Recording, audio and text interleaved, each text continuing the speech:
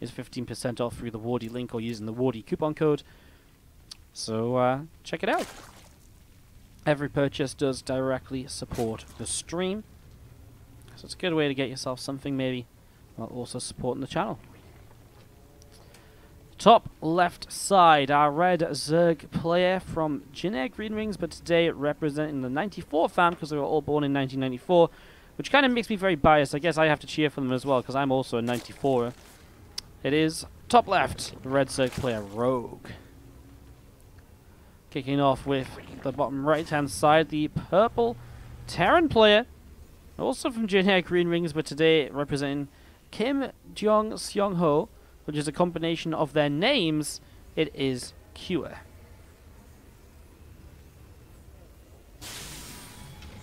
Reaper starts up on this barracks as we get into, again, a fresh new best of 7 for us all today, which is fantastic, awesome.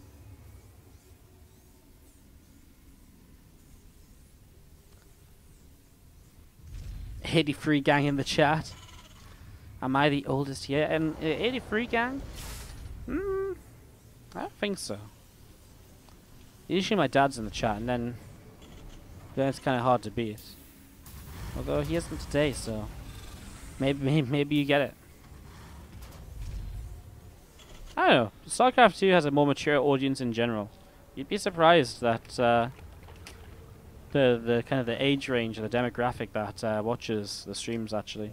It's not what you'd usually expect. It surprises me a lot every time I look at it. Anyways, Reaper coming in towards the upper left side. Grenade comes in. And you just see the Reaper having a little bit of a dance with a few of these lings, so nothing all too crazy, pretty much what we expect to see in the start of a Terran versus Zerg. Parasite for map number 1 as well. I mean, I always feel like we have this map so often, and I always, every single time, feel that I just always feel like Parasite's just a terrible map for Terran. So I'm really intrigued to see what Cure does to try and make something happen here.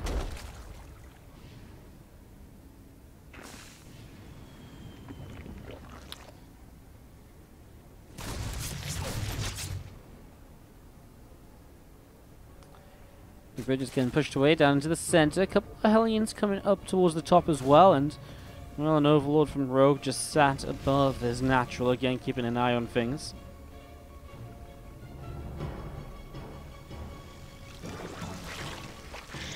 Creeps Red just going to be pushing around the map as well. Again, those couple of Hellions and a Reaper just off to the left, and 2 more Hellions about to join up in the next few moments. Cloak and a Banshee on the way, as Cure will be looking for ways to harass and slow Rogue down in the early stages of this. The Italians are going to dive on by, and well, there's a few Zerglings available, and drones will just pull away, which means that there's not going to be any real damage dealt here. I mean, you clear out the Lings, but all the Hellions go down. If this is the case, if you dive these 4 Hellions in so nonchalantly, I do sort of believe that you're probably going to make a bunch more Hellions, that you're maybe even going to be playing mech, because you're just going to build that many Hellions in the game. Because if you continue to kind of build up this many Hellions, and you then want to play bio, it really delays your barracks timing, because Hellions are so mineral heavy, it really slows down when you can afford the 2 barracks to come down. So it's definitely has a bit of an effect on it in that regard. So do you see those few Hellions just setting up to the top side, to the bottom? A few Zerglings are going to run on down here from Rogue. They're going to be arriving on the natural in the next couple of moments, where upon they're going to try and nibble their way through a depot, but will be fairly unsuccessful to get started.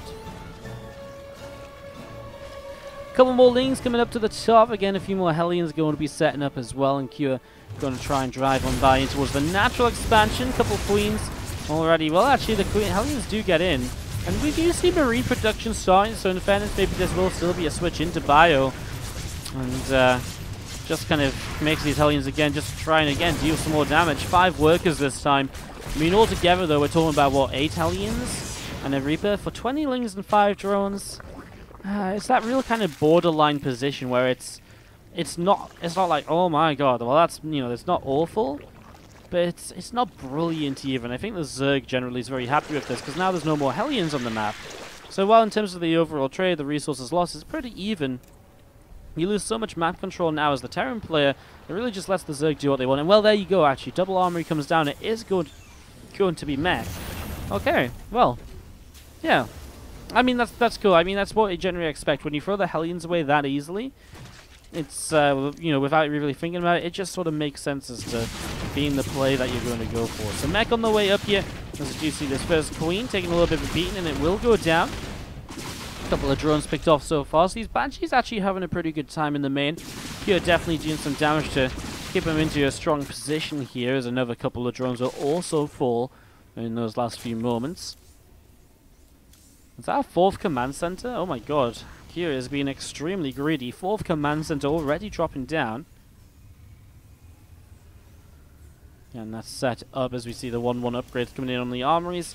Infernal Pre-Igniter coming through on this Tech Lab factory as well. So Infernal Pre-Igniter getting set up. Third base orbital will land just to the left-hand side. And again, those Hellions from Cure going to be heading up the right. Joined by a few Marines, joined by a siege tank. On the far left side of the map, this fourth hatchery being taken. Don't often see this taken as a fourth base, but I'm kind of a fan of it. It is kind of off to the side, and it's difficult to get creep in front of, but once the creep is there, it's quite a nice base to defend. Let's see what Q's little attack will get going. As he is actually up on supply, but only because Rogue is probably waiting to build a bunch of roaches. That roach roar not far from finishing. He has the money in the bank and the supply space to build the roaches. Well, unfortunately this isn't here yet, but then again, Q is currently pushing into a fourth base that doesn't exist. And as soon as he sees it doesn't exist, he's backing out of there. If that fourth base was here, that would have been a cancel. So even if this maybe doesn't turn out to be the best fourth base in the long run, for now, it definitely has worked out nicely. Q will turn around and think about, well, what do I do now? Well, you know, where do I go now? What position do I try and attack from? There's not really kind of a winning answer, honestly, as Q continues across the left-hand side. A lot more Zerglings setting up over here, some more roaches on the way out.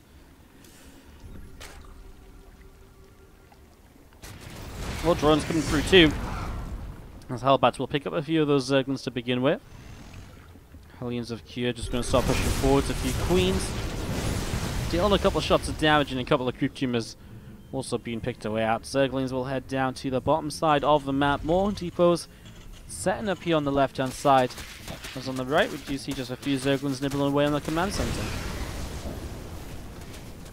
Hellions pushing those lings away. Tanks, Hellbats, fours, all of this gathering together right now from a Q. 8 SCVs go down as a couple Banes roll to the left-hand side. To the right-hand side, these Zerglings are going to keep on, again, just being this annoyance. As you do see more of these units just being picked away. I mean, that's 99 drones killed.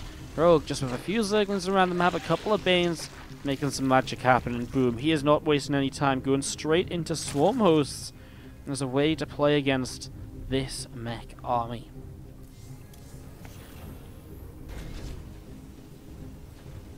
So, fours, tanks, and Hellbats all in the front. And you're seeing a few queens just continuing to press forwards right now and just continue to spread this creep down the left-hand side. Two Banshees of Q are going to be coming across as well. They're going to be heading in towards this left-hand side base in just the next few moments, actually. So they're going to be showing up and already dealing a little bit of damage as a couple of drones being picked off. 3 workers dead, 4 workers dead. And these Banshees have really had a great time, haven't they? 8 kills on one, 9 on the other. And there's going to be one more kill in the form of a queen, but then fights the Spore Crawler, distracted by this army on the right side. Both Banshees fall. This army on the right side doesn't really get much progress at all. Let's see these Locusts starting to fly over, going to jump straight onto a tank there, which gets lifted by the medevac. I mean, a few supply depots, a few Hellbats. It's not a terrible start for the first wave of Locusts. That was good damage on Parasite. The big thing about this with Swarm Hosts. Swarm Hosts are weak when you kind of, your Locusts are fired and it gets cleaned up quickly and then the counterattack comes. But it's going to take Q an eternity to move across towards the upper left-hand side of the map. And so, whenever the Swarm Hosts fire, they can just back away and there's going to be so much time until Q can really punish that. And it's not really going to be able to do much at all. Hellions coming all the way up to the top side. Those two fours moving forwards just a little bit, and well, Obviously, you want to try and drop down and get a couple of roach kills. That's what those 4 drops are very good at. Very mobile, very, you know, good at just reposition. A drone got taken down here, so this base was about to be taken. As we do see the Locust setting up. Oh my god, that group of tanks is so juicy. If only our Zerg player knew about it, that would be a minefield of damage. As we do see those Hellbats are going to go down. Planetary Fortress should be able to survive against this. Some extra Hellbats coming in to clean it up, but still some losses. As Rogue continues to control the map of the Swarm host at the moment, moving around. Double Spire will drop down to the back of this natural expansion, so Double Spire coming into play here. And we are just going to be seeing Roaches, Ravages, and all sorts getting ready to go. A couple of 4s dropping forwards. And already these Swarm hosts taking a little bit more damage. Liberators now jumping on towards an Overlord here and pushing that away down to the bottom side. So Overlord taking quite a bit of damage there, actually. You can see a couple of tanks flying away onto the Roaches. Up on the high ground. There's the next wave of Locusts coming forwards. Well, Hellbats are plenty here. They have smart servers, so they can morph in from Hellions very quickly. But already jumping on top of tanks. There's 1 tank dead. There's 2. I mean, it's still damage being dealt over time by those Swarm hosts, and obviously that's what you're getting. You know, that's why you build them nice and early in the game. The earlier you build them, the more waves of Locusts you get, the more value you get out of them, the better it's going to turn out to be.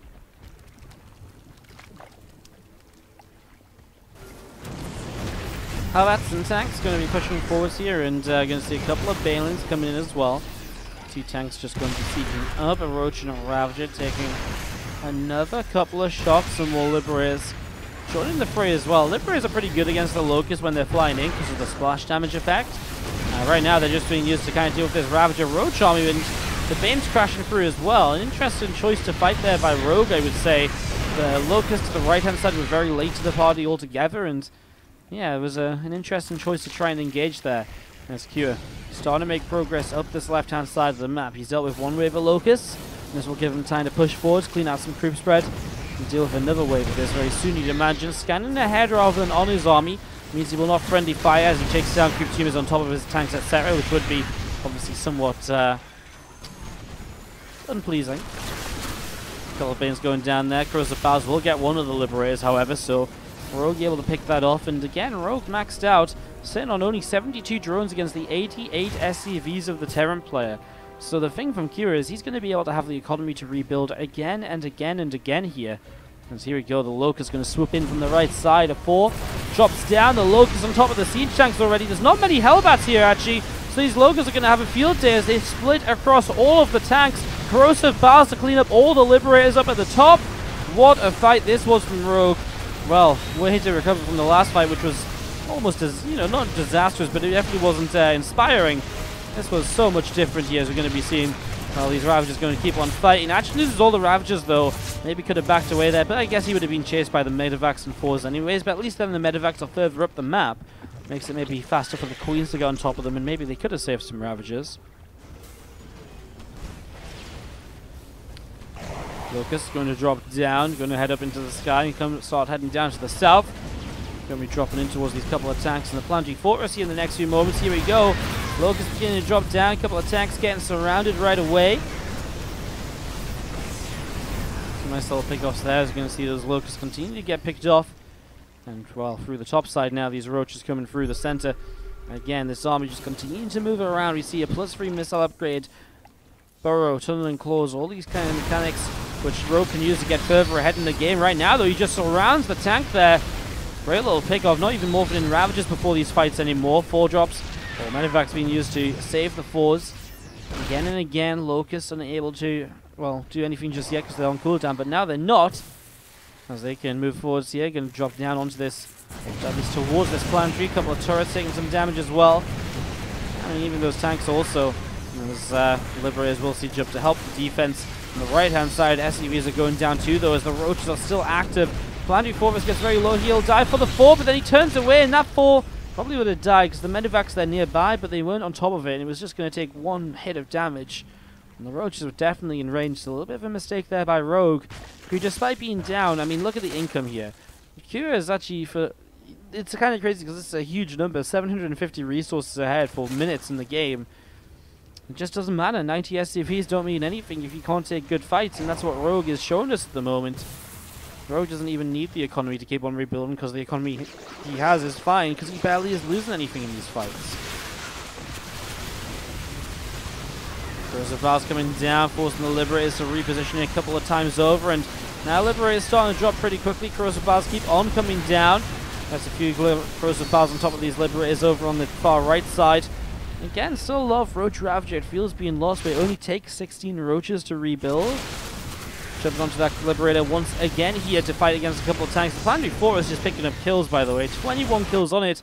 Planetary to the right side did just go down. A few more Roaches jumped on top of that there. So, again, action on both sides of the map by Rogue, who for 60 minutes of the game has just been really ripping Kira apart.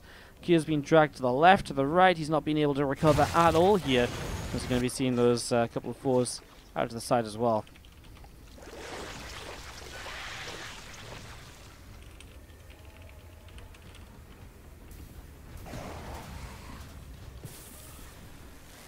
Locust hopping up, and they're going to drop down onto the missile turrets here. Tank or two going down. Corrosive Bowels, actually that's really nice Bowels hitting those tanks there.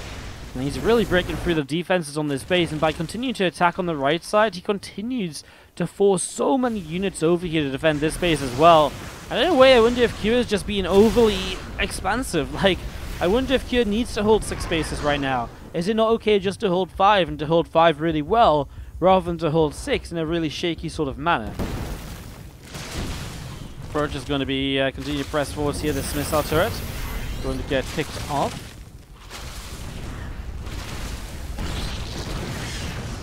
Having SCVs going down. His action just continues around the map. Those roaches going down. A little bit of a run by over here. Finally, the tanks get the scan to help them clean it up. Locusts are ready to go yet again, and Rogue is unrelenting. Kira has not been off of 150 supply for a large margin of time. His army supply of Rogue barely changes, whereas Kira loses armies here and there, and it's just not able to recover. And that is the big issue. As you do see, this Planetary Fortress taking some hits, will not go down, will survive again, but it's also an attack on the right-hand side. Ravagers and Roaches just brute forcing their way through. SCVs being picked off here very rapidly, and this Planetary, again, it might survive, but the SCV count's being picked away at, and all of these are just things which put Kira into a tougher and tougher position moving forwards. A couple of bars to get rid of the sensor tower in the end. More Ravagers on the left-hand side. Rogue is out of gas at the moment.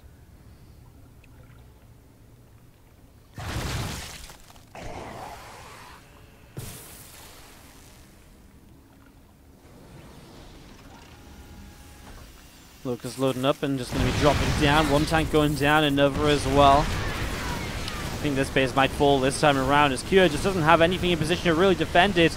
The SCV's repairing will not really be enough. The Planetary goes down. This Planetary, a hero till the very end, fighting, getting kills. Probably 50 plus kills on it when it went down, but man, eventually there wasn't much more it could do, as we're going to be seeing. Roaches and Rav just keep on pressing forwards, overrunning the bases of Kira now, running over his army.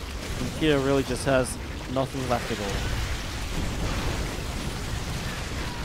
Man, what a I really want to say just a decisive game by Rogue. Yes, it was messy. Yes, I lost a lot of units around the map, but it's kind of a bit of a clinic just on, hey, you know what? We're going to attack here, and this is how you just spam units and kill them. But alas, it does not like to work all of the time. Top left-hand side, his team up a game. The red Protoss player is Deer. Bottom right-hand side, the purple Protoss player is Trap.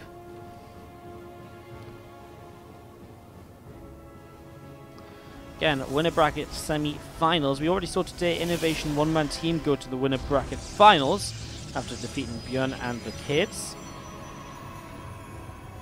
We do know that Björn and the kids will now play Titan X1 in the lower bracket. That's something which we know because we already casted the previous lower bracket round. And the team that loses here will play against Solendus and Bugs, which is Stats, Solar, and Dark. So, some really good potential matches coming up. I think, honestly, whoever loses this series, that against Solendus and Bugs will be a really great series.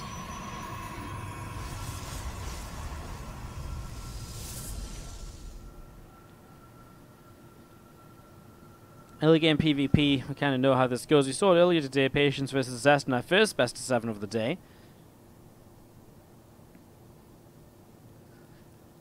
As we get this set up, it is just 2 gates apiece to get us into early PvP build orders. Nothing safe there, nothing crazy there, just safe stuff. Really leads into anything. You can be aggressive off of this, you can be tech heavy, you can be greedy. You just need the 2 gates to realistically have any sort of fighting chance against the fact that your opponent's going to make 2 gates as well. Kind of cool that this has been the go-to in PvP for, you know, since Legacy of the Void basically came out. We've never really moved away from it. It's just been that solidified in terms of how good an opener it is.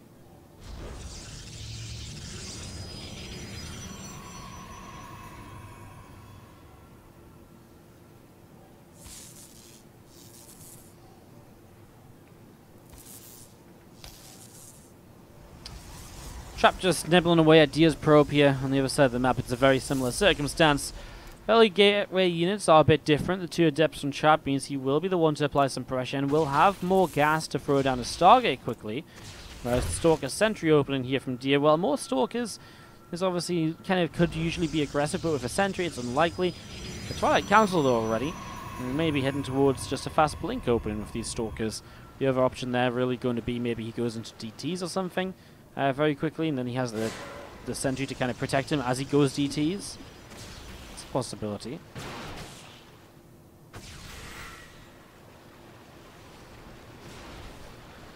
Stargate going to be finishing up in just a few moments. The 2 Adepts and the few Stalkers here having a fight, and unfortunately Trap will lose one of these Adepts. Just dove in a little bit too far, further than he was meant to. As we do have one Adept though making it back home, and the choice from the Twilight Council of Dia was indeed just the blink.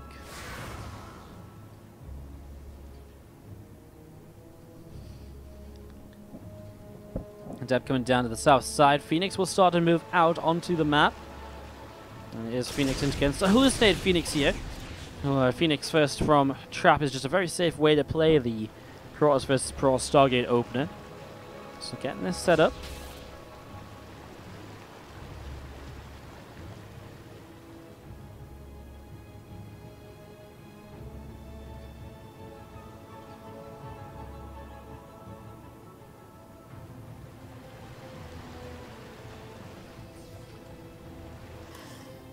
Obviously Dia with the Blink Stalkers will be pretty happy against Phoenix though. I mean, obviously has the tools to throw or push those Phoenix back quite easily without too much of an issue. So in general, Dia should be kind of happy with how things are opening up for him right now.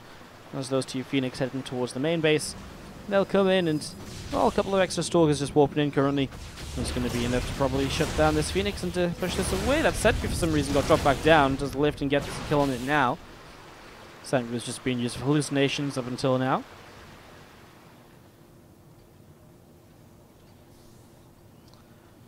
As Phoenix Alarm continue to come down to the bottom side again. A Forge coming up on either side as well here from Dia. Blink about to finish on the Twilight Council, and we do see this Immortal in the Robo Facility about to come to completion. So Immortal about to complete, the Forge on each side looking good as well. A couple of extra probes coming up, and yeah, looks like we're going to get into a bit of a macro PvP. There's not much of a chance for either player to end the game. The Blink Stalkers are ready, but they're not moving on the map, so Dia really is just looking to kind of move onwards here and get into the next stage, which is usually going to look like upgrades, charge lots, and gateways until they feel safe enough to take third base expansions kind of late. You know, usually you take the third base after 6 or 8 gateways, but that's a very fast third base from Dia on 2 gates. Wow. Meanwhile, on the other side of the map, we actually see Trap opting to go for Resonating Glaives right away. So he's going to be playing an aggressive Glaives Immortal attack across the map. And against such a fast third Nexus, you have to look at this from Trap and be like, wow, what an opportunity you have to close this out and to tie up this series, because that's gonna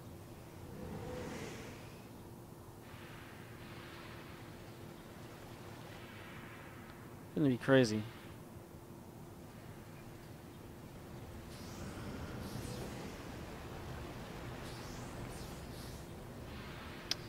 Alright, well, these Phoenix continue to move around up on the top side. 6 more gateways on the way out here. 6 more gates from Dia also being added on in the main base. I mean, he's going up to his gateways very quickly beyond the Nexus. Charge coming through as well. Temple Archives is also down from both players. So the real difference here is the Adept Glaives versus the Charge Slots. And that means that we are going to be seeing Trap getting aggressive, because if you don't want to get aggressive, you would have just built Charge. In the long term, it's better. In the initial kind of first like 3 or 4 warpins from 8 gates of Adepts, it can be a lot stronger. Mostly before the Archon count and the tech unit numbers of Deer get too high. Once that gets a lot higher, you really need the Zealots to deal with them rather than the Adepts. So, well, a few more Adepts showing up. A couple of Archons now morphing in as well. And here we go with these first few Phoenix. Going to start heading towards the upper left-hand side. War Prism with these Adepts, Immortals, and the Sentry. A couple more Adepts warping in as well. And again, this will continue to push up into the upper left in the next few moments here. So, getting this ready to go as we do see this Pylon in the front going to get taken down. So Pylon will fall to begin with. A Hallucination out to the right-hand side. Again, the rest of these Phoenix also heading over to the left as we see this Nexus from Deer is going to be in a lot of trouble. I mean, Deer, I just don't think there's a way to defend that. I mean, Trap realizes that Deer's not coming forward to protect it. It might be like, okay, well, if you're not going to come in and fight this, then do I just come in and kill your army? I feel you definitely finish off the Nexus. He could have done that already instead of just backing away. He'll get it in the end anyways. 6 probes going down as we see Phoenix in the main expending their energy. So 7 workers killed.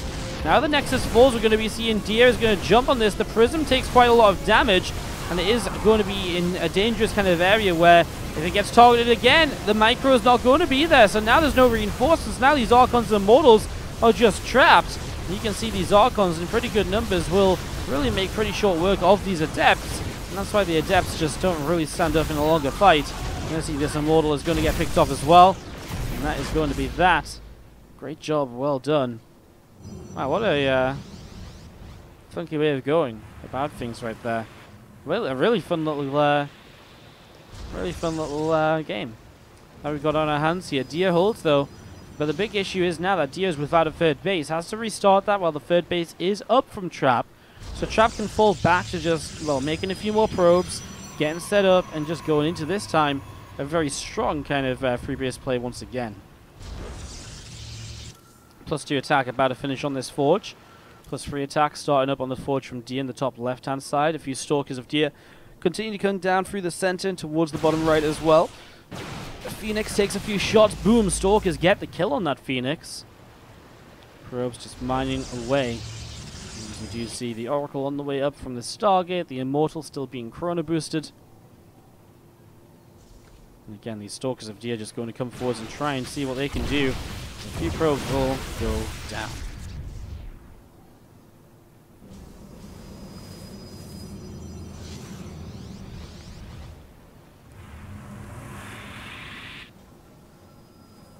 Morphing in another Archon. Deer with these Stalkers off to the left. Brings them forward. Sentry takes some damage using that blink. Never really saw Deer using the blink much earlier on. Obviously did use it a little bit in the fight where the War Prism got targeted down by the blink Stalkers a little bit.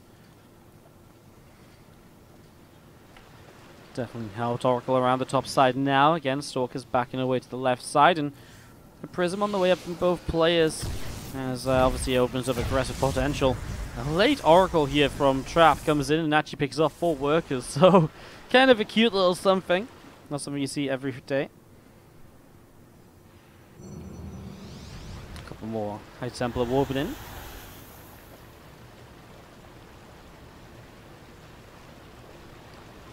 And you just have this War Prism continue to come down the right side of the Oracle. It's getting very low there. Needs to be careful. Does just stay alive. Obviously, the Oracle for the most part was made for the Revelations, but getting in and getting a few probe kills is obviously a big benefit as well. But losing it doesn't really do you any favors at all as Trap. Moving back out into the middle of the map. Upgrade difference is in play, by the way. +3 against +2. Trap not starting a final third upgrade for the attack. And as we do see a Plasma Shield upgrade coming in from Deer though, so Deer looking to get even further ahead on upgrades. We see Stalkers again skirmishing with these first few Immortals. No Immortal production at all here from Deer, just going to go with Zealots and Archons. We'll want to back away, we'll want these Zealots to be in a kind of a concave. We're just realizing that Trap is still on Adepts and down on upgrades, probably Deer just realizing he just needs to defend rather than getting aggressive for no reason. These are starting to charge forwards. These Adepts backing away a little bit as well. Charges in once more here, and we are going to be seeing the fight really starting to kick off right now. Archons on both sides, picking away at a whole bunch of these Adepts. And Mortals continuing to drop down as well. A few extra Zealots really are necessary here because these Archons are so low. Suddenly multiple Archons disappear, and this fight completely turns on its head. Some Zealots going to flank in from the other side, and another Immortal goes down. The Oracle falls, and Dia completely crushes the army of Trap, and will continue to move across the map where there's only really Adepts left over compared to 4 Archons left alive from Dia. A big difference between the two players right now as we set up into this. And here we go. Well, Adepts get the first shot off as Zealot goes down. This army of Dia just pulls away a little bit out into the center. Prism going to loop around the right side, and we do see Adepts and an Immortal pushing up forwards. With this Prism going towards the main, he's going to try and avoid a fight. It is just Archons in the Prism, going to be fighting against the Immortals in the Prism of Trap, which is here to respond. The Archons will drop down, and, well, again, a bit of an interesting fight that we could have on our hands, isn't it? As in the meantime, though, Dia just continues to set up a 9-worker lead, a 4th base on the way. All of the advantages in Dia's favor. +3 attack over +2. +1 shields against 0. Everything here looking good for Dia, as we do see again these 2 Archons flying in. Going to go after a few of these probes. So a couple of probes picked off right now is, well, 6 probes going down. Again, that's what this Prism's meant to do, just harass, slow things down. A couple of Adepts try and get some counter damage done, but only finds half the damage with that Archon drop, and the Adepts of course fall. Dia is just looking so great at the moment that, well, what do you do as Trap? Still only on 3 bases, Trap. It's very limited in terms of what you really can commit to. A few more Adepts will shade in from the right hand side. Going to be arriving on the 3rd base where there is a cannon, a few Zealots. And Adepts will still get a few kills right from the get-go. Archons back into the main will actually get rid of the Phoenix that was probably brought into play to get rid of this Prism. So Phoenix goes down. These Archons can get back on the mineral line.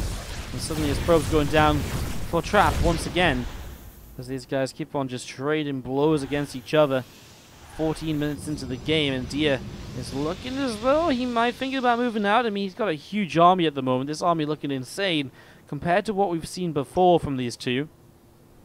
If you look at the army of Trap, it doesn't quite compare in size. Obviously, it is a bit split up, defending multiple locations for the moment.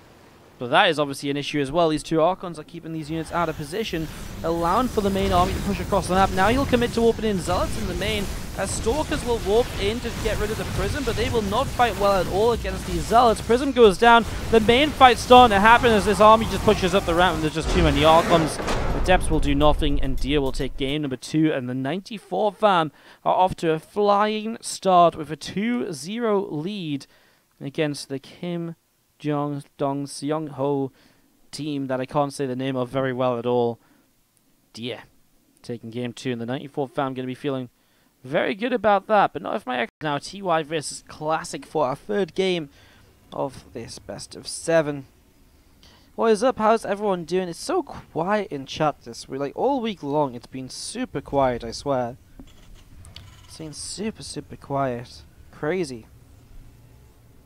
But yeah, I hope you guys are all having fun. I hope you guys are all having a good time. And let's jump into some more StarCraft 2. If you guys are out of the chat, do come say hello. Let me know what's up. Don't forget to hit that follow button as well if you're enjoying the stream and maybe want to come and join us again in the future. And don't forget you can support the stream as well in multiple ways. But for now, to the bottom left, TY from Splice is that red Terran player throwing a barracks in the middle of the map against the blue Protoss from Gosu Club. It is Classic in the top right. Obviously, Classic represents the Kim Do Seong Do. I can't say it. I forget it every time. Kim Do Seong Ho. I was right. Kim Do Seong Ho team here as they take on the 94 fam, but are currently 0-2 down. 94 fam are killing it. Let's go, 94 fam. Let's go. Obviously, after this, we have the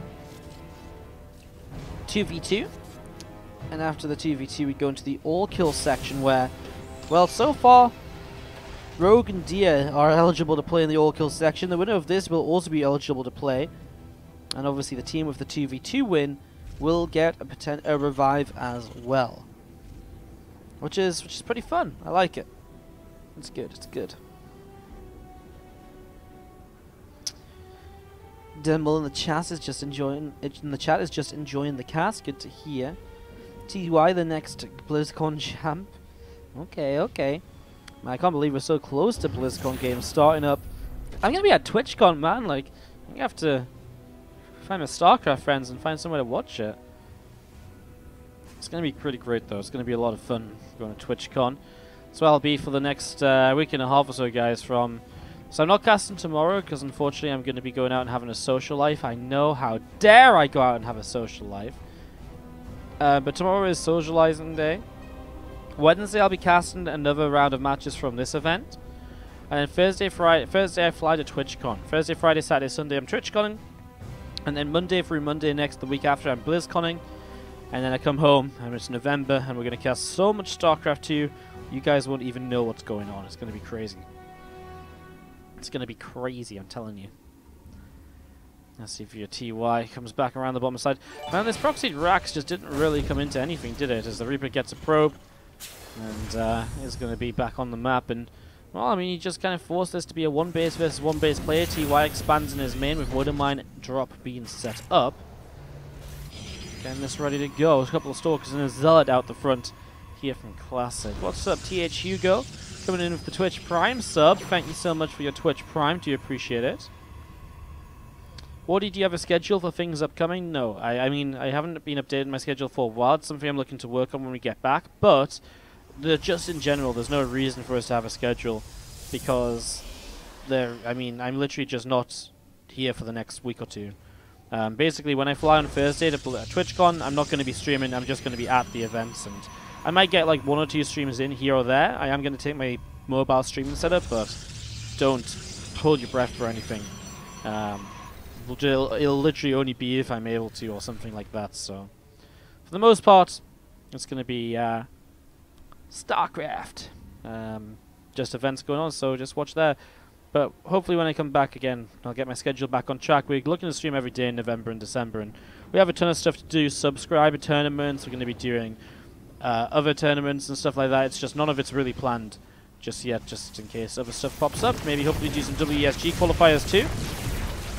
Multiple Widowmines getting picked off here. 2 of them go down before they even burrow. The one that's left is not saved, but does get 2 probes at least. As we do see Banshee and attack coming up, and well, this is going to turn into a bit of a one-base push from TY in the next few moments. As his natural CC will move down to the low ground, and yeah, he's got a very powerful play coming up very, very soon.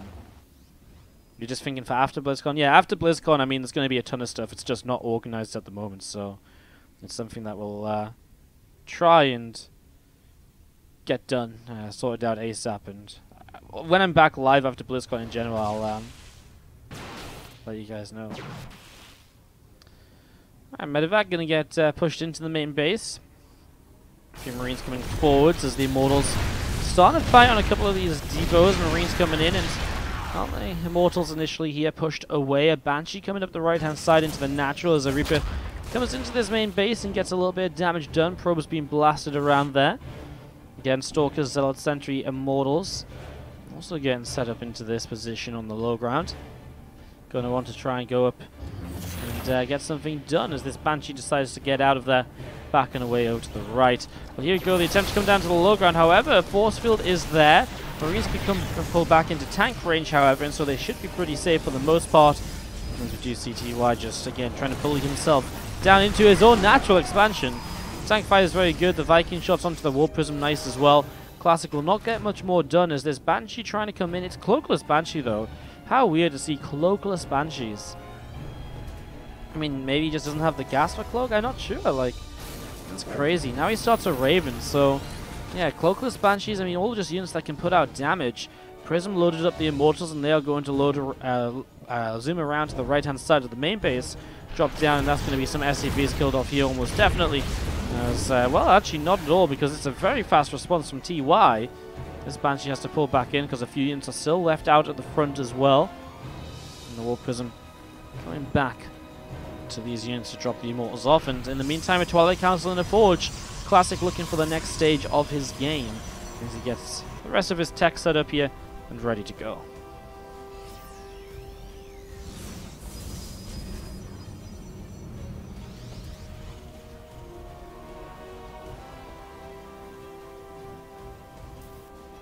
Viking just going to be patrolling the side of the main base. Resonating Glaives being chrono boosted by Classic. The +1 attack upgrade on the Forge also being chrono boosted here.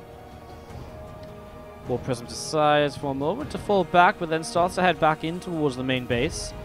Viking comes in and starts to do a little bit of damage there. I mean, there goes that SCV picked off. Raven coming in as well and doesn't really have much to do. An Interference Matrix before the Prism lifted up those units would have been great, but would have been very clutch.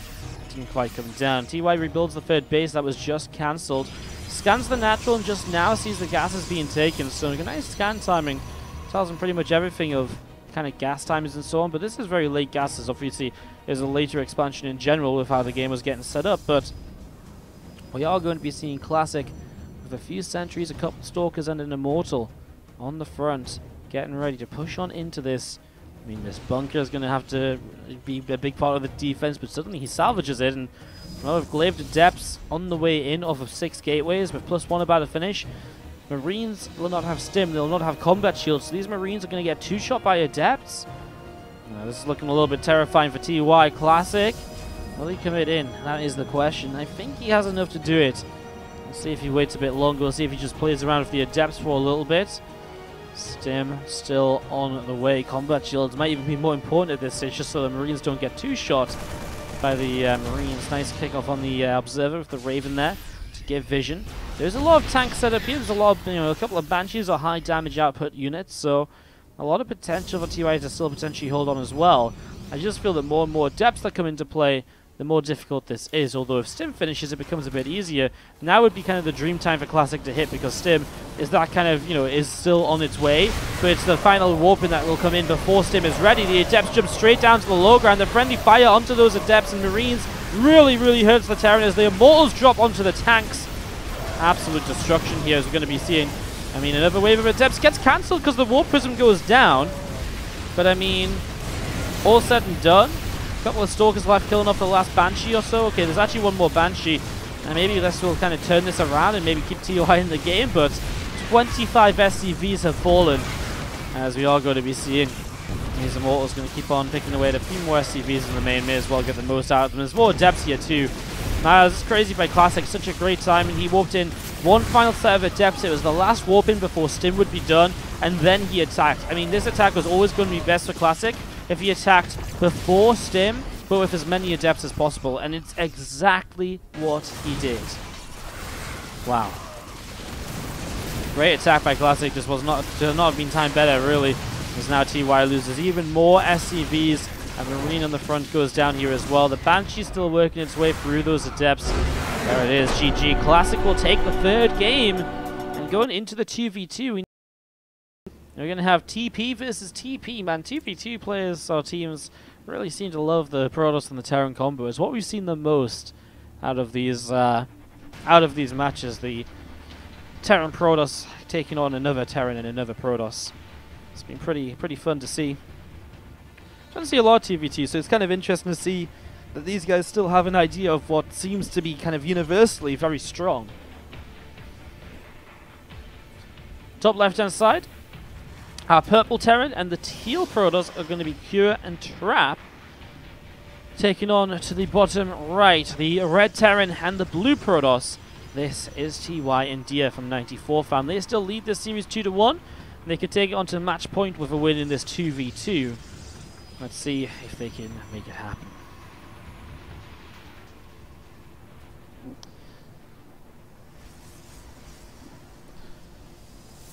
Gateway is coming up to start things off. Both players on the other side of the map will build their gate and the racks on the low ground. It's just going to set up a wall off here against early attacks or so, it would seem. Interesting start, because again, I mean, Terran and Protoss players are not usually the sort of players you'd want to wall against. I guess in a way it stops an Adept coming in early. I guess you just want to stop early Adepts coming into your base. I guess it does make some sense. There's just no attempt to wall off here at all from TY and Dia.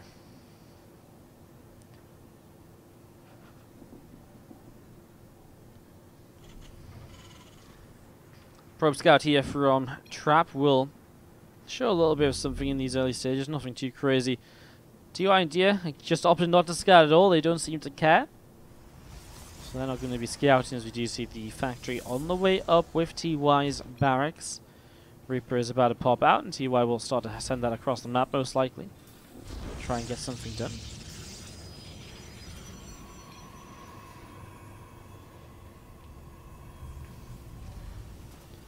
Reaper's just patrolling back and forth. Left and right, back and forth. Reaper in play, as we do see. Well, Warp Gate on the way up on the cyber core, and Adept about to pop out of this as well. Wardy, can you translate? No. Don't speak Korean. I can say a very small number of things in Korean. I can know what certain things mean. But this is like a genuine just conversation, so I have absolutely no clue. Double Stargate from Deer. I mean, Phoenix is what we see time and time and time again in these 2v2s. So no surprise to see it one more time here today in the 94 Fam King Do Seong Ho matchup.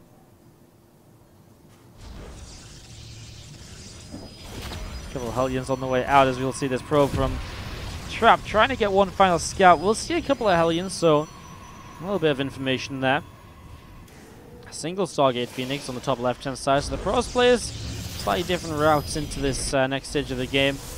As Dia just completely bypassed Warp Gate. Yeah, Dia's bypassing Warp Gate, so he will have nothing other than Phoenix in the sky. TY and Kira are playing a pretty similar game as well. Kira's also made a couple of Hellions. He's going to make a Cloak Banshee. TY is on the Raven though, so TY if the Raven should be able to deal with the Banshee somewhat decently. See if it can be in the right place. Obviously there's 4 bases for that Banshee to hit, so it is difficult for the Raven to be everywhere, although it will be the main point of defense for the Banshee, so I guess that's its job, to be everywhere it can be.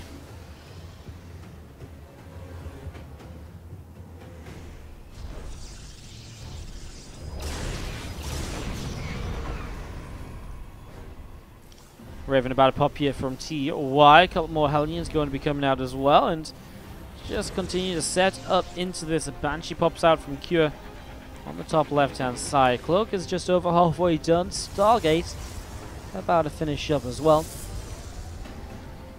And Infernal Pre-Igniter currently on the way down from TY. Just getting this built up. Barrack's going to move and throw down a reactor as well.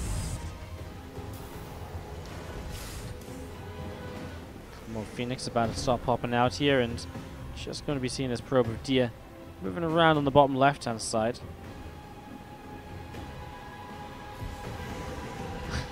I love this. The Phoenix and the Raven just joined up together.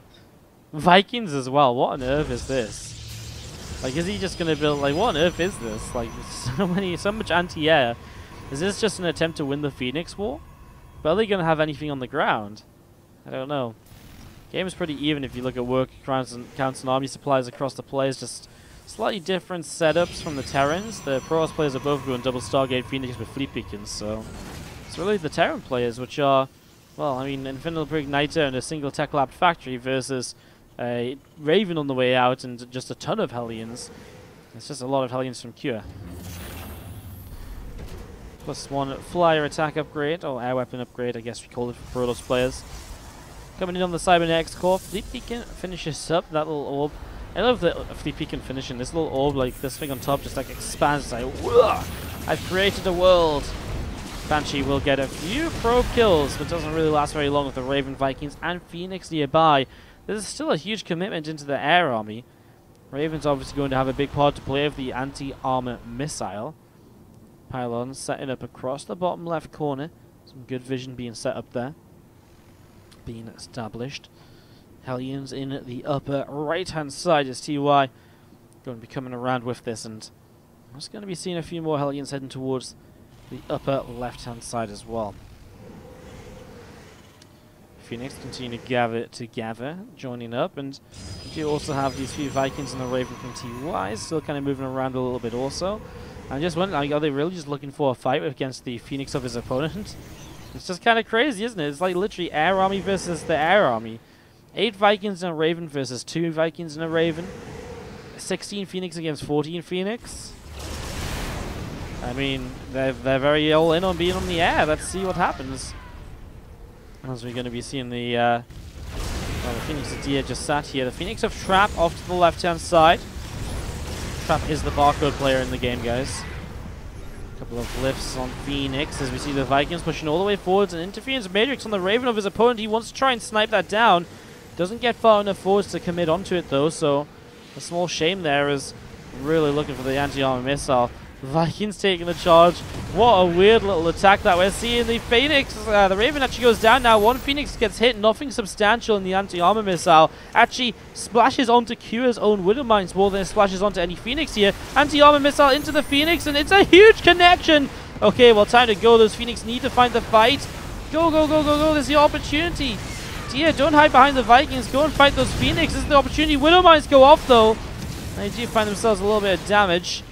He just can't commit in. He's not comfortable enough as you see more Widow Mines coming out. What on earth is this? Supplies still pretty darn even. Phoenix now don't have an anti-armor on them anymore, so the Phoenix fight becomes even again. And Dia, well, Dia does have a +1 air weapons upgrade, so that helps as well. So as these Vikings to help out, Vikings coming in from Cure as well down the left side.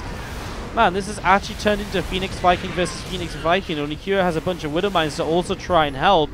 These players, Dia and TY, are trying to get out of there, but the last couple of Vikings of TY will be picked off in the attempt to retreat. They're just so much slower than Phoenix. It's difficult to get away. More Phoenix gathering down the left side. Hellions joining in and actually going to get rid of a couple of more Hellions of Dia coming forward, of Cure coming forwards. Cure's still pressing into this though. Widow Mine's still setting up, and it suddenly feels as though the top left team, the Kim Do team, have got a bit of an advantage here. Widow Mines friendly fire. Phoenix take a beat, and then suddenly the Widow Mines, or the Phoenix of Dia, come forwards. The Vikings will land to get rid of the Widow Mines on the ground. Bonus damage against them, so they get cleaned up innocently. Vikings lifting back up. What a cool 2v2 we're seeing, guys. This is like absolutely unique style of play. You never, I mean, you say Phoenix in 1v1, but I mean, I guess sometimes you see Viking versus Viking, but just the combination is kind of hilarious and kind of incredible to watch as well at the same time. Another Stargate coming up in the main base. We do see Scan on top of those Phoenix here still. Vikings still moving forwards, and well, this army just gathering up to deal with another push in. Cure, both players have an anti-armor missile. Anti-armor missile hits all the Vikings. The Raven on the other side, the anti-armor missile has gone off onto the Phoenix, and it hits the Vikings too. I really feel like you should be capitalizing on this as TY and Dia jumping on this army, because as it's anti-armor missile like this, you do not want to be fighting. And yet they don't really make, I mean, I know the Vikings are anti-armored, but so much more is anti-armored here from Trap and Cure. And it feels again TY and Dia maybe miss out on the opportunity to really just deal some damage. Vikings land down to clean up a couple of pylons. Supplies are still pretty even across the board. 125, 130 from TY and Dia, 121 and 140 from Cure and Trap. So it's pretty close. One player has a bit more here, the other player has a bit more there. Pylon on the bottom left-hand side. So you're going to be seeing a few Hellions in the forward position. They get picked up by Phoenix pretty quick. I mean, the Phoenix don't have much else to use their energy on in terms of what they should lift. Vikings getting some shots off, trading out to the right. The only upgrade in the game is still the +1 flyer attack of the of Dia's army. Anti-armor missile goes off. Anti-armor missile onto the Phoenix again. And it's again the choice between Phoenix and the Vikings of what you anti-armor. Oh man, what crazy stuff as we do see Phoenix and Vikings going to continue over the right side. And here we go. Starting off once again. Ooh, well, the Raven goes down now from TY. The Raven now goes down from Kira as well. Has to back away because of the Widow Mines. Oh, the Widow Mine gets a connection into the Phoenix. That might actually be a little bit game-changing. The Vikings left over here from Q against the Phoenix left over. Ah, man, there's actually just nothing left over at all from TY. And so Dia is kind of a little bit abandoned on his own in terms of this fight. Going in now, I mean, that's the difference of having an anti-armor missile and taking the fight and no anti-armor missile during a fight. And that's why I feel like Dia and TY could have capitalized much earlier on in this game. Just going to see Phoenix and Vikings backing away again here. As we're all going to be seeing here is now taking his forward position. This base is going to be in trouble. Widow Mines are setting up defensively as TY tries to get some of them out as well, but This Phoenix Force is fighting a losing battle, and Dia, his supply is down to 76. TY is up to 120, but I mean, is it really going to be enough to turn away a 130 Q and a 120 supply trap? It's going to be tough. Just wondering if they're controlling army of they control their own units. I think you can kind of see they're controlling their own units, right? Like they keep separating off into their own different clumps. I'd imagine they're controlling. You can see on the hotkeys that TY here only have Terran buildings selected, and Trap only has Pros selected, and so does DS. So they are controlling themselves. It is possible for one player to control everything, of course, but not the case here. As you see, anti-armor missile again, and there's just no Raven here from TY to kind of do the same, and that's what the issue has been for the last couple of fights. The anti-armor missile has been there, and it has been affecting TY and Dia, and it hasn't really been affecting Kira and Trap, because they never ended up having to take a fight with an anti-armor missile damage on them. Just sitting above right now, and this really feels like it could be the final few moments. In fact, there even is a GG. TY and Dia will tap out, and suddenly we're in a tied up best of 7, and Classic and his team will be able to use a revive start from the Kim Do Seong Ho. He is the Red Pro's top right hand side, and 94 fam will opt to send out Dia. So we have Dia out now and Rogue in reserve, and we have Classic out now with either Trap or Cure in reserve, depending on who they want to choose. That's something that we don't know yet, and we'll see if it is something that is going to be used as we get this setting up and ready to go. Man, always one of those. Oh my god, I was going to talk about something, but never mind. There's the Forge coming in. As you see the probes going across the map, so Classic going to try and cannon rush here in game number 5 to take the lead for the first time this series, and to put Kim Do onto match point. Here we go, coming down to the bottom left, 2 probes. I mean, Lost and Found is a good cannon map because of the wall-off sort of thing you can do here. Pylon here, pylon, cannon on the low ground, you push up to the high ground. The cannon's in range of the wall, so you will break through as long as you have high ground vision. There you go, first probe shows up, throws down the pylon, it goes up to the high ground, and oh my god, this probe avoided this probe of Dia, so Dia has absolutely no idea at the moment. Gateway finishing will now see the pylon, but it's a bit too late. This probe is in the main, you're not going to get rid of it. It can throw down a pylon for high ground vision. A cannon will come down on the low ground now as that pylon finishes up. And this is really problematic currently for Dia. Classic's probe moving around a little bit, as he actually even brought a 3rd worker across the map and a 4th worker across the map. Classic, you don't need this many probes across the map, but he has 16 on minerals already, so I guess he just wants to make sure he has as much as he can to build up on the high ground. Cancel's coming down. Well, another probe being lost. In fact, Classic, good thing he sent all these probes across, because in the end he needs it. He mineral walks this one through, and he'll get another cannon started on the high ground, and one more. And honestly, with these cannons to protect, oh my god, so many probes are going down. Another probe comes in, another cannon is placed, and Classic will get himself a good amount of probes already killed, and obviously he's in range of this gateway. Look how many, oh my god, he's building a shield battery, sorry, it's actually a Dia's shield battery. Well, Classic just has 5 cannons coming up, or 4 cannons and another pylon coming up in the main. This is going to be in range of the Nexus, and these Stalkers are going to have a really tough time getting rid of these cannons in time before this is just being, going to end up being way too much. The shield battery's in range of cannons as well, so that's obviously an issue. Actually, multiple cannons are in range of the main, I actually didn't even realize that. Shield battery goes down. Even if this cannon goes down, there's so much more you have to get done here. There's just cannons firing on absolutely everything, and this is indeed not a pretty situation. Classic looking to take game number 5 with the cannon rush. And as you do see, the Stalkers trying to poke away. A couple more cannons coming down, and we do see, okay, 3 more cannons coming down just in case the cannons already up aren't enough to kill the Nexus, which indeed they are.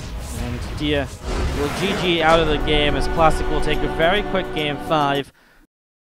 Keep growing the stream basically to be able to do the whole StarCraft 2 full-time thing.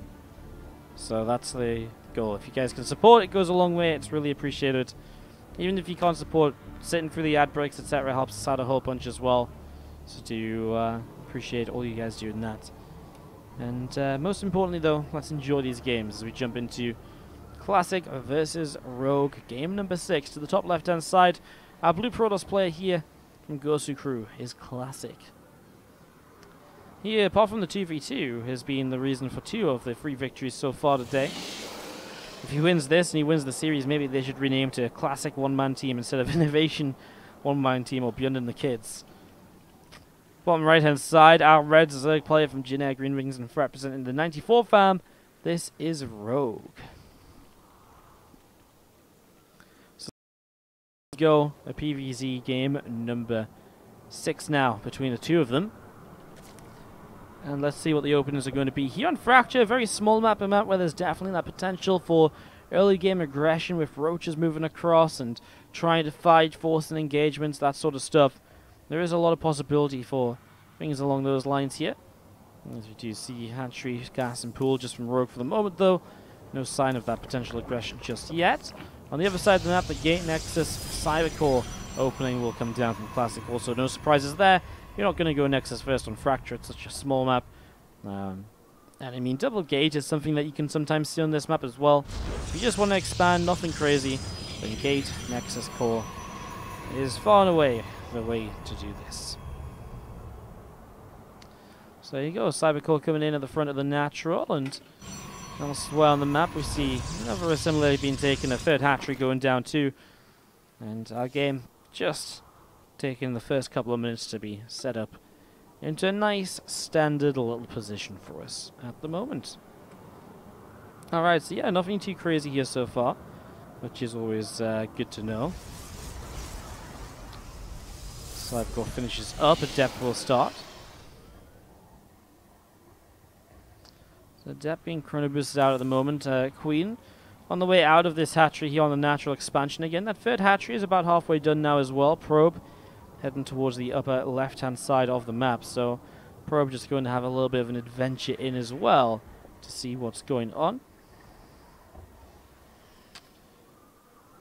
A few more Zerglings just on the way out here from Rogue. So 4 more Lings about to pop. Ling speed is on the way up, and the third hatchery also not far from finishing, but when it gets here, it's going to be feeling pretty good.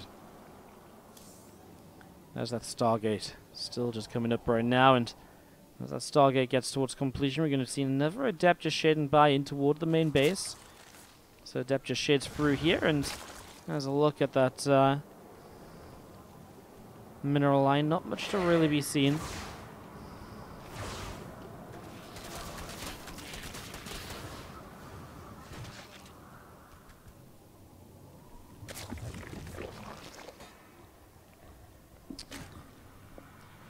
Jeff's just going to shade forwards again.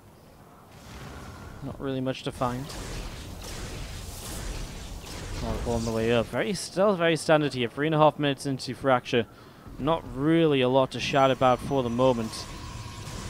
Step gets back towards this wall off, and we'll just be filling the little gap there. So great job.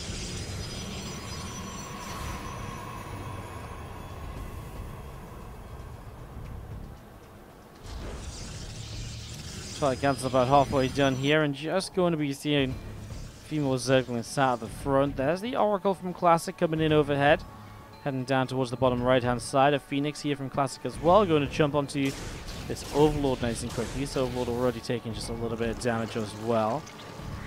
A couple of Queens coming in, and already Phoenix takes a shot, and Oracle takes a shot as well. And just some creep spread still pushing out further onto the map. Robot facility about halfway done, with the Oracle and Phoenix still just flying around on the upper side. A few more Zerglings coming down here from Rogue now, as we do also have the Oracle and the Phoenix to the far right. More of these Lings coming up from Rogue, getting ready to jump onto these Adepts, and, well, it is a surround. The Adept's going to get picked off here pretty quickly. It's actually a nice little shutdown from Rogue so far. Again, with Glaives coming up, shutting this down nice and quick, and keeping it shut down is great, but this is something more than just a shutdown of a few Adepts. This is a bit of an all-in from Rogue, bringing Queens across the map. Lings are continuing to flood. There's nothing to defend the natural mineral line, so the drones have to go run into the main base where there's a single Queen, which gets lifted. Now there's just a Spore Crawler. Rogue was already only on 36 workers, getting ready for this Ling flood. Now he's on 29. And the Queens are just taking a long time to get over here. The Ling's not really doing enough so far. The wall is kept shut. An Immortal being Chrono Boosted, and Glaives is not far away either. And Rogue just has nothing else to go on. There's no Bane in the Nest or anything to bring into play here. And he's coming forwards once again. We do see the Adepts are once more going to be able to push those Zerglings away. Classic just holding on at the front for the moment. Adepts doing what they're meant to do. And just going to be seeing these couple of Queens still firing away. Now that they're starting to arrive, this obviously brings a whole new kind of challenge to defending this, but then Glaives completes, and Glaives completing obviously makes this a lot better as well. A sentry being walked into to help defend against the kind of Lings potentially high. Immortal continue to fire away. The Queens just being wasted on their energy at the moment. I mean, they're just transfusing each other again and again. They're not really putting out any real damage. Here we go. Lings will be allowed in, but only a few of them as the force field then comes down. A couple get up into the main, but that's so manageable here just by the probes, and Classic knows exactly what he's got to do to deal with it. So no issue there. Still just the Queens and the Lings on the low ground picking their way through the Cybernetics core.